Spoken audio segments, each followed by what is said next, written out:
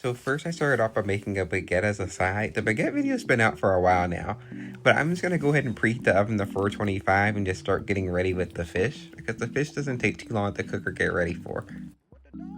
So now I'm going to go ahead and start getting ready my garlic, cloves, and shallot, because we're going to use those to stuff the fish. I'm just going to use like 3 cloves of garlic and mash them, and 1 shallot cut up. And I'm just going to go ahead and slide those inside. But first I'm going to show you how I like to get my garlic ready. You always want to cut off the bottom and the top, and then you can peel off that outer layer after that. And then normally I just mash them with my knife or like a jar or just like a really heavy mug.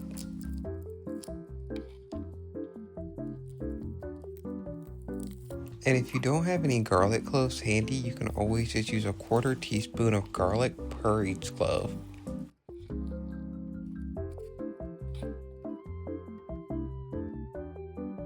I've only recently started mashing them this way. I just saw somebody else do it and thought it was a really good idea.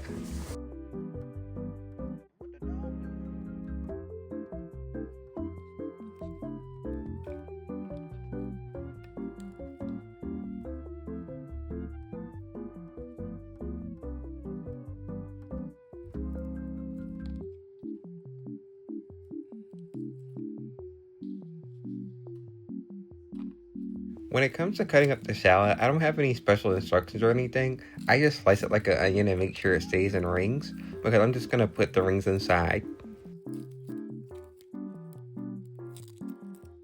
And whatever the shallots are left, I'm just going to cut it up and put it in the salad. So whatever rings are left, just chop those up.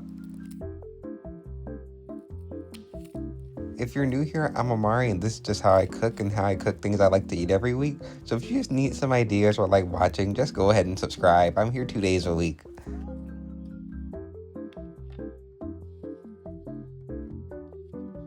Now we're going to go ahead and start slicing up a lemon. The lemon slicing isn't too hard, literally just straight up and down. We're just going to make it into thin slices. Now I'm going to change the angle so you can get a better idea of how thick my slices are and see what I'm doing. And after I cut everything up, I just set it all to the side in a bowl. So now I'm going to go ahead and attempt to unwrap this fish. It always takes me a while because they wrap it a little too well sometimes. Now this is a whole Branzini, and it was about $17 a pound. And the first thing I'm going to do is make sure that I'm really just patting it dry so this thing can get crisp in the oven. Which sounds kind of weird because you're taking a fish which is from the ocean and patting it dry just to wet it in oil and stick it back in the oven. But just know it makes sense and you should do it. And something you should really make sure you're looking for at your fish market when you get your fish is the eyes not being cloudy. You want the eyes to be clear like they are on this fish. So now we're going to cut about 3 or 4 slits into the side of the fish. And later on when it's time to stuff, we're just going to go ahead and put the garlic and the butter in there. And now we're just going to go ahead and cover this entire fish in oil before we go on with any of our seasonings, just to help them stick a little bit better and to give us a little bit extra help in making sure the skin will be crisp.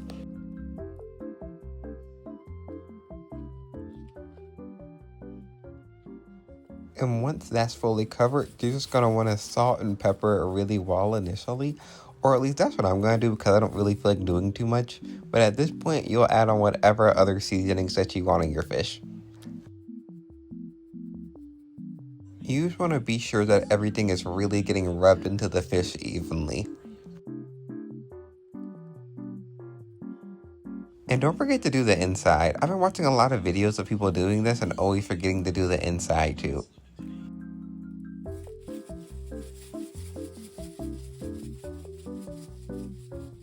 I almost feel kind of bad for this fish, but I knew it's going to be really good, so kind of eh. Now I personally find it easier to put into my pan with parchment paper on the bottom before I actually start stuffing the fish. But I've seen a lot of other people stuff theirs first and then put it in the pan, but I just find this easier. And when it comes to fresh herbs, I'm always going to recommend using dill and thyme for fish because those pretty much always go well with fish or seafood in general.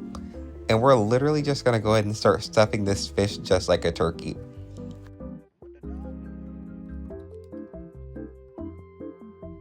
And this fish is pretty shallow, so we don't want to fill it up too much, but sometimes people also like to tie them shut. I just don't have any twine, and I'm not going to buy any because I'm not doing all that. So now we're going to go ahead and put our garlic in, and whatever garlic I don't put inside, I'm just going to stick it into the slits with some butter. So now we're going to go ahead and add in our dill and our thyme, and we're going to stick some butter in there too, which will be one of the last things we have go in. And at this point, we go ahead and start sticking our extra garlic into the slits, and we're going to stick some butter on top to fill those slits shut.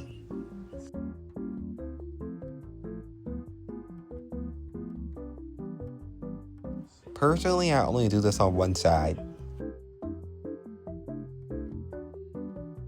And if I have pepper flakes, I like to sprinkle those on top, and then it just goes straight in the oven for 15 minutes. Now for this salad, we're going to make a quick arugula salad with our extra chopped up shallots, and I'm going to show you how to make a vinaigrette.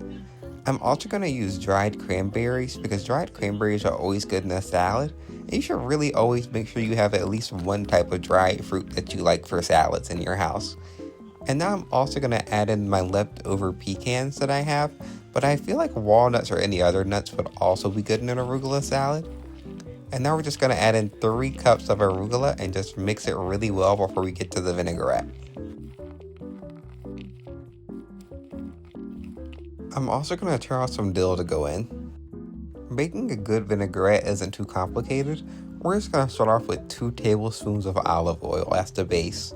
And we're going to go ahead and add in about a splash of vinegar too. Or also about a tablespoon of vinegar. I also like to add in a little bit of Dijon mustard just to give it a little bit more texture and body. And now we're just going to mix everything up really well. Before you pour this over your salad, make sure you give it at least one solid taste, just so you can see if you want to add in about a teaspoon of honey like me, or if you like yours a little more like acidic and lemony. And I quite literally just pour over the entire salad and shake the bowl up really well. And then for the dill, I just tear the leaves straight off instead of chopping them before I add in my feta cheese and just shake up the whole bowl.